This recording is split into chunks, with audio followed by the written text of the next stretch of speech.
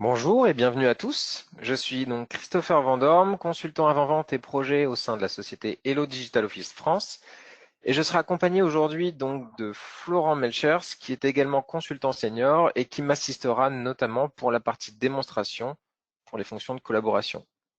Bonjour. Puisqu'en effet, donc le sujet du jour, donc c'est le télétravail et plus précisément les avantages de la GED face aux enjeux du travail à distance.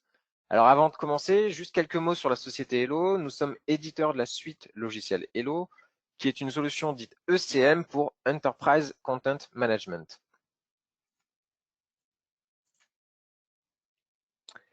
Le sommaire du jour, il est un peu différent parce que nous allons répondre surtout à des interrogations que vous êtes amenés à vous poser lorsqu'on va évoquer le sujet du télétravail.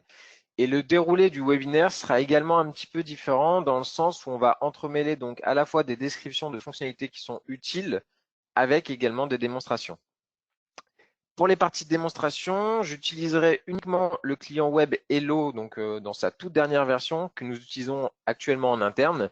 Donc c'est la version 20 qui n'est pas encore sortie officiellement en France, elle ne sera sur le marché que d'ici quelques mois. L'objet du webinaire n'étant pas sur les nouveautés Hello 20, on utilisera uniquement des fonctionnalités qui sont disponibles sur la version en cours, bien sûr.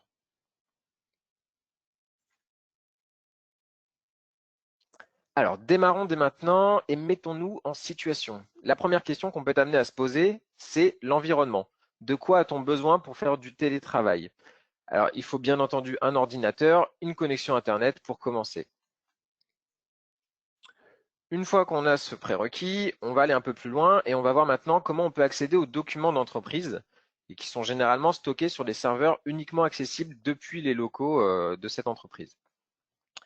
La solution la plus communément utilisée par nos clients, ça va être celle du VPN. C'est en fait alors un client VPN comme celui que je vais utiliser juste après, qui par le biais d'une authentification va vous permettre d'accéder au réseau de l'entreprise et de là, vous allez pouvoir vous connecter à la GED-Hello pour accéder à l'espace documentaire commun.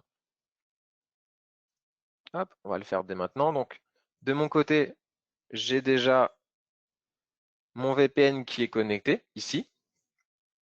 Et je suis donc sur mon client web qui n'est pas encore connecté. J'ai juste à cliquer sur le mot de passe qui est déjà préenregistré. Je valide avec mon authentification et je vais arriver d'ici quelques instants sur ma page d'accueil Hello. Voilà, c'est le cas. Hop, on va rebasculer rapidement. Voilà, ici.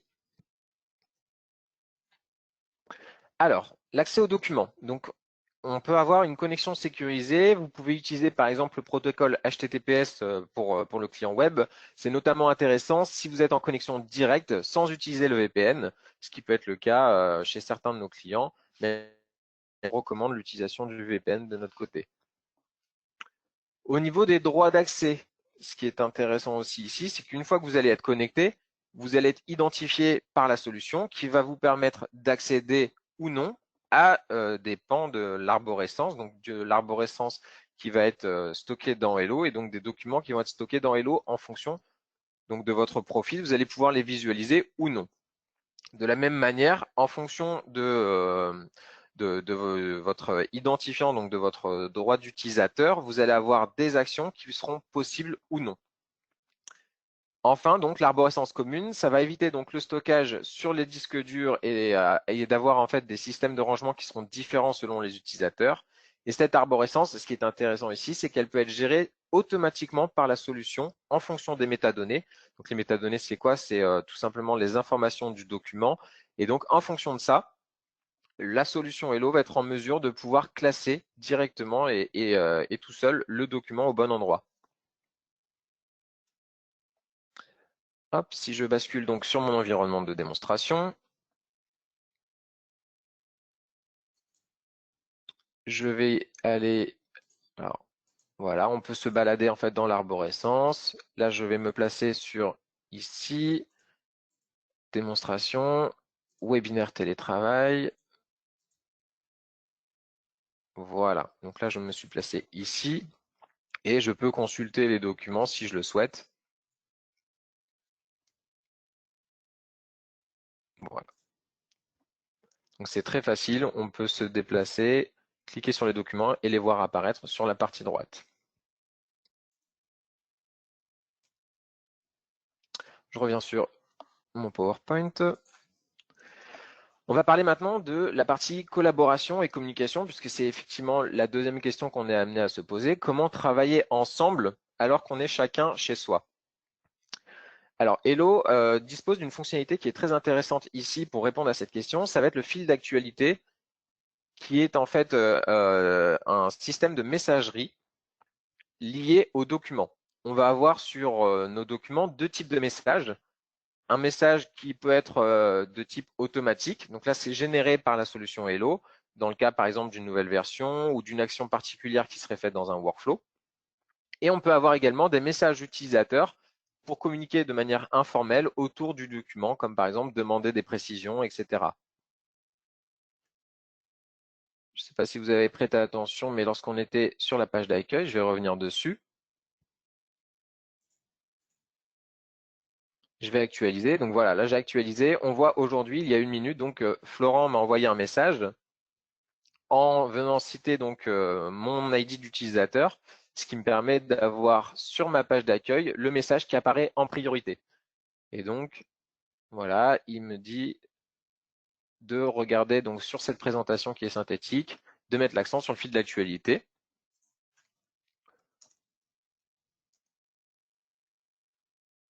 Hop. Je peux venir également mentionner un utilisateur si je le souhaite. Ça viendrait donc envoyer ce message auprès de cet utilisateur qui apparaîtrait également donc en priorité sur son fil d'actualité. On peut venir rajouter également des hashtags ou faire référence à un autre document. Je vais juste envoyer un message rapide et je vais cliquer ici, ce qui va m'amener directement sur le document en lui-même. Voilà, ça me fait basculer sur le document.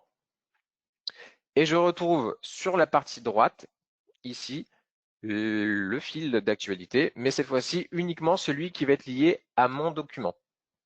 Donc on retrouve le commentaire de Florent, mais également donc par exemple des messages automatiques tels que l'ajout du document, la version 2 et des messages manuels qu'on a pu ajouter ici.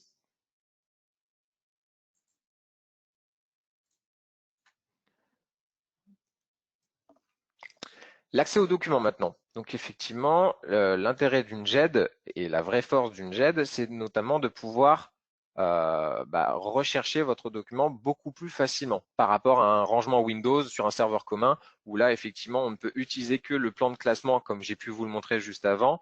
Dans une gestion électronique de documents, on va avoir une partie recherche qui va vous permettre de pouvoir faire de la recherche donc dans l'indexation. Qu'est-ce que c'est que l'indexation? C'est ce que j'ai appelé tout à l'heure les métadonnées aussi.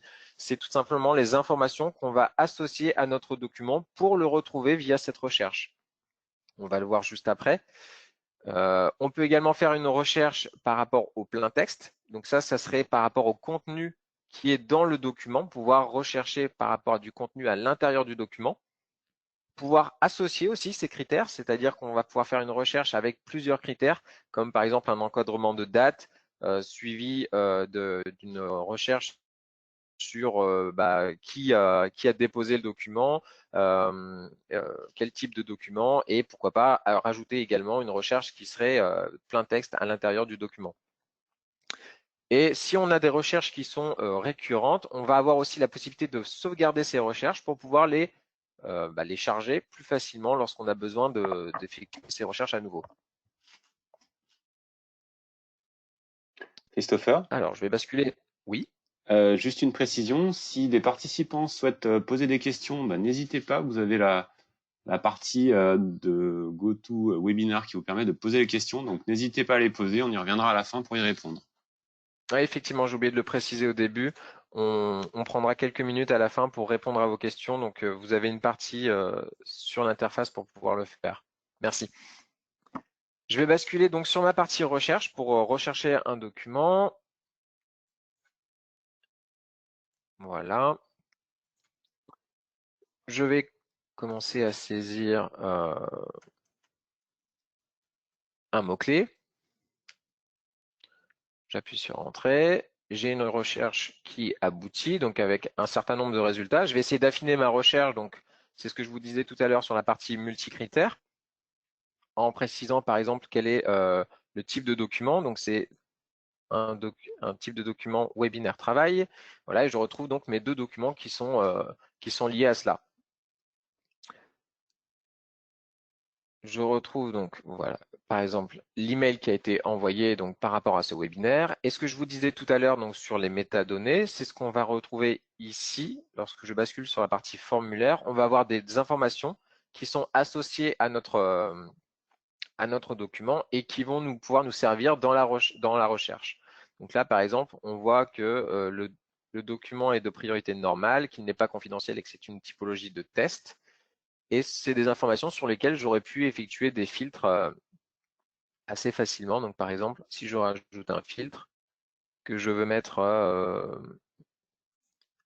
un champ, je vais pouvoir choisir sur les champs qui sont visibles ici à droite, je vais pouvoir les sélectionner et pouvoir filtrer dessus. Si je rajoute par exemple la typologie, je vais pouvoir ensuite valider, soit c'est un document de test, soit c'est un document de présentation, puisque là vous voyez sur les deux résultats qu'on a, il y en a un c'est un document test et l'autre c'est une présentation. Donc si je filtre en mettant uniquement le document de test, voilà, je n'ai plus qu'un seul résultat qui apparaît dans ma recherche.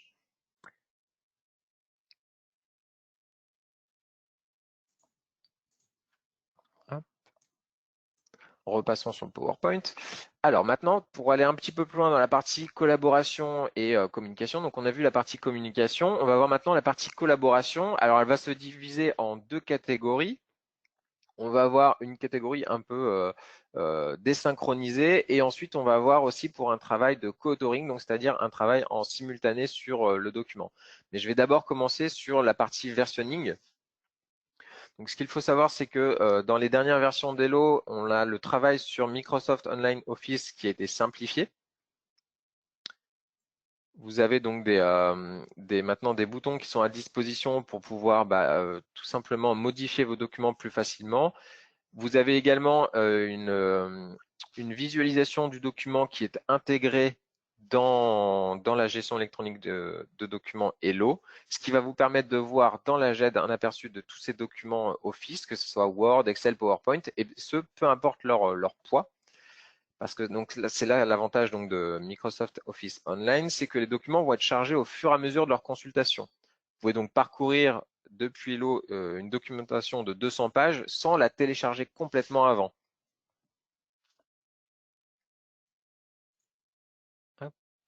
Voilà, je vais repasser sur mon environnement de démonstration. Je vais utiliser une fonctionnalité ici pour basculer sur mon plan de classement. Donc, j'ai fait un clic droit sur mon document. J'ai un menu contextuel qui apparaît, qui est propre à Hello. Et je vais pouvoir basculer vers mon document pour pouvoir travailler dessus. Alors, juste me reconnecter rapidement.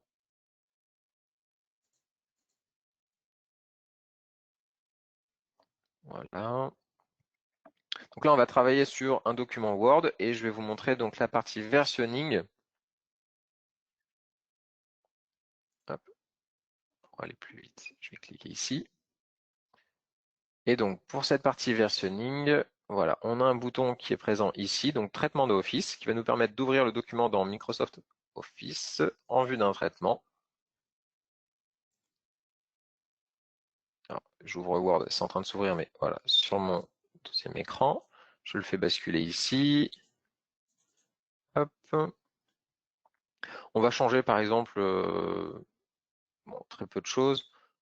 Voilà, je fais juste un peu de mise en forme, je sauvegarde, je referme, et si j'actualise ensuite ma gestion électronique de documents, le document va se mettre à jour tout seul. C'est en train de charger cette nouvelle version. Voilà, donc là on voit tout de suite que la nouvelle version a été chargée. On a donc notre travail de mise en forme qui a été actualisé et qui est directement visible dans le plan de classement. J'en ai pas encore parlé effectivement parce que ça a été assez rapide, mais au moment où j'ai cliqué sur traitement dans Office, ça a placé de manière automatique un verrou sur le document qui empêche les autres utilisateurs de travailler en même temps sur le document pour éviter justement des conflits de version. Ça va poser un verrou et ça montre également qui est en train de modifier le document. Donc ça, c'est intéressant parce que vous allez savoir qui est en train de travailler sur le document. Est-ce que le verrou va être relâché ou non? Et donc, on peut voir maintenant sur la partie droite donc, que j'ai enregistré une nouvelle version de travail, donc une version 3 pour ce document. En parlant de version de travail, donc ce qui est intéressant aussi dans la JET, c'est que toutes les versions vont être sauvegardées. Vous allez pouvoir donc gérer ces différentes versions. Ici, vous avez les versions de documents qui apparaissent et vous pouvez choisir quelle est la version de travail. Ça, c'est notamment intéressant aussi, c'est que si vous êtes par exemple sur le client riche, alors là, je vous fais une démonstration sur la partie client web, mais sur le client riche, vous avez également une fonctionnalité supplémentaire qui va être de pouvoir comparer deux versions entre elles. Et donc là, c'est Word qui va vous ouvrir les deux versions dans l'interface pour que vous puissiez comparer ces versions entre elles. Donc là, je vais laisser cette dernière version d'actualité. Et ce qu'on va vous montrer maintenant avec Florent, ça va être le co-authoring. Donc là, je vais prendre tout simplement donc, ce même document et je vais le gérer donc en co-authoring. Alors, je vais utiliser de manière plus efficace mon interface plutôt que de chercher le bouton. Là, je vais utiliser une recherche rapide de boutons et vous voyez, quand je cherche les premiers mots de traitement, j'ai le choix entre traitement dans Office, donc qu'on a fait tout à l'heure, et il y a également donc traitement en commun qu'on va utiliser et qui va ouvrir donc le document dans Microsoft Word Online pour pouvoir travailler en simultané avec d'autres utilisateurs. Et donc ça, c'est géré aussi dans la solution Hello. Vous allez pouvoir faire du travail en simultané avec plusieurs collaborateurs. Donc là, je suis en train de travailler dessus. Et là, ce qu'on peut voir à l'instant, donc c'est que Florent est également connecté sur ce document. On voit d'ailleurs sa souris qui se balade dans le document. Et on voit sur quoi il est en train de travailler. Donc là, il nous rajoute du texte. Donc on voit effectivement qu'il est en train d'éditer. Et nous-mêmes, on peut également aussi éditer le document.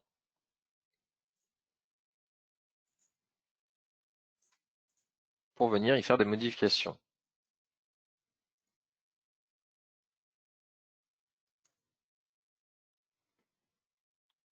Voilà, donc ça peut être notamment intéressant lorsqu'on a besoin de travailler en même temps sur le même document. Hop, donc là, j'ai eu le message comme quoi le document a été sauvegardé. Je vais fermer de mon côté cette partie Word. Hop. Et lorsque Florent aura également terminé donc ses modifications, on voit voilà, déjà le document qui s'est modifié avec les dernières modifications qu'on a pu faire ensemble. Donc ça, c'est une autre forme de travail en simultané, de collaboration qui peut être faite à distance et qui est relativement intéressante quand on ne peut pas être sur le même PC en même temps. Hop.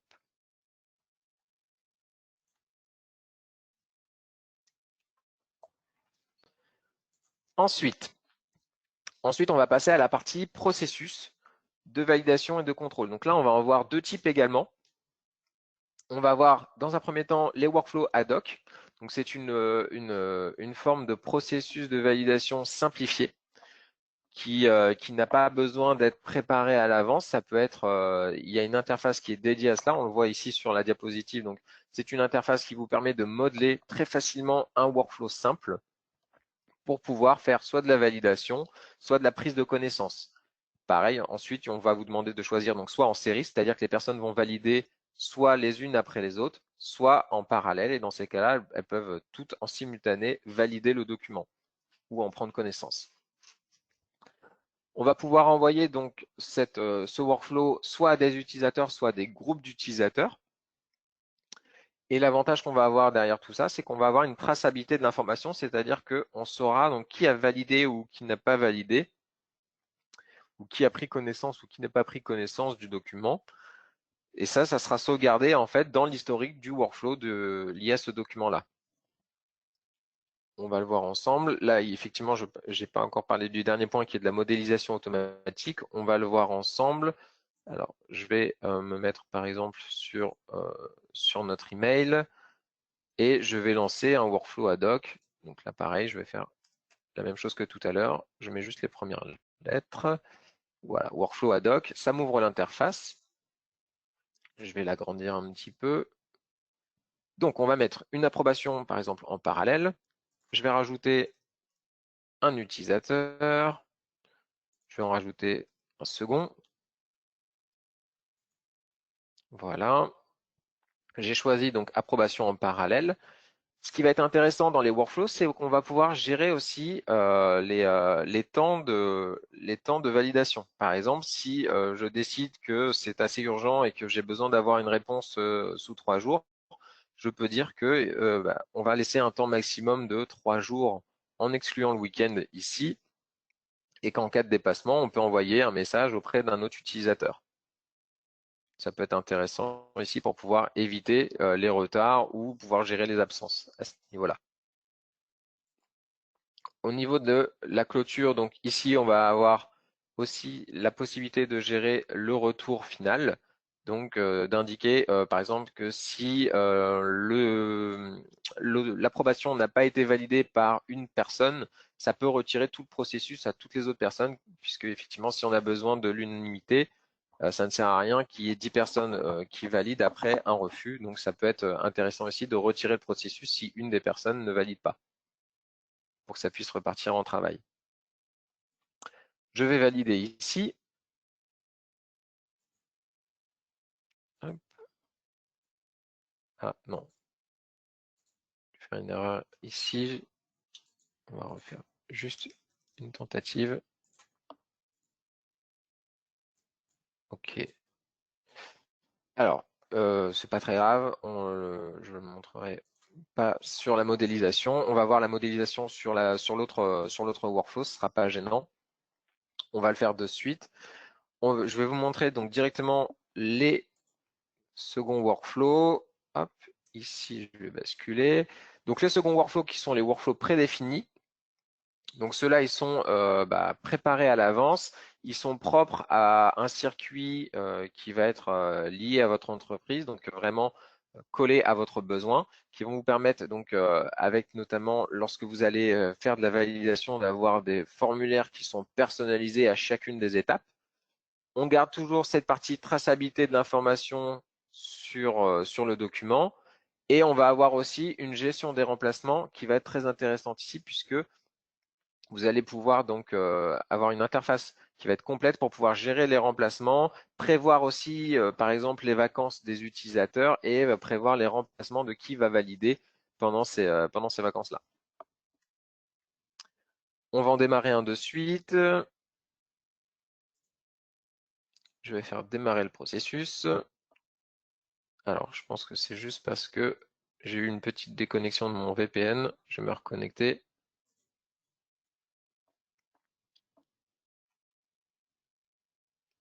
Je pense que c'est pour ça que le workflow ad hoc n'a pas voulu démarrer tout à l'heure. On devait être déconnecté. Hop, je vais rebasculer ici pour aller plus vite.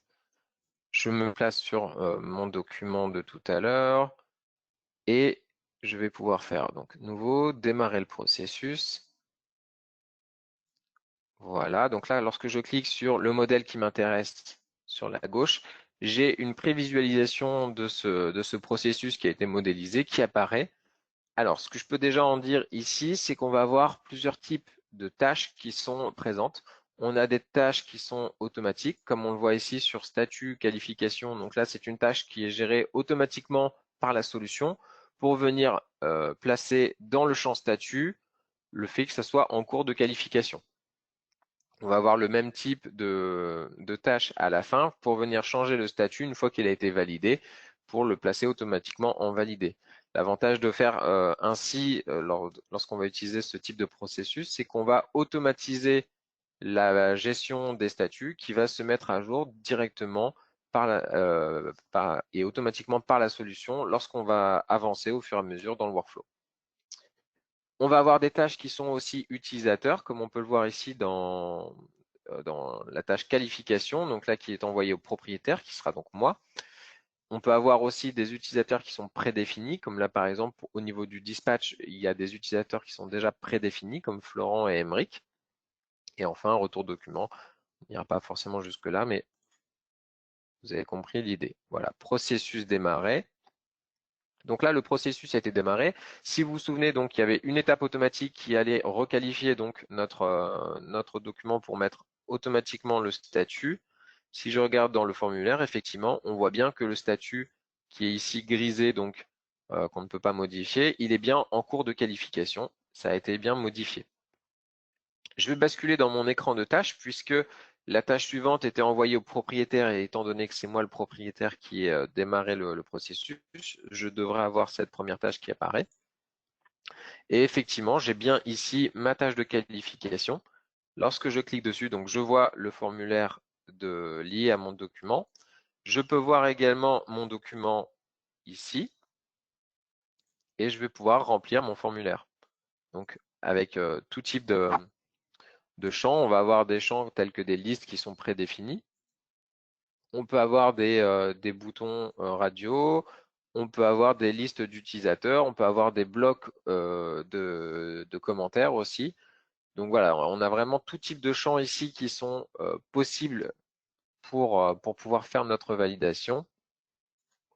On peut régler également l'interface si on a besoin. Et une fois qu'on a terminé de renseigner nos informations, on peut choisir la prochaine étape de traitement.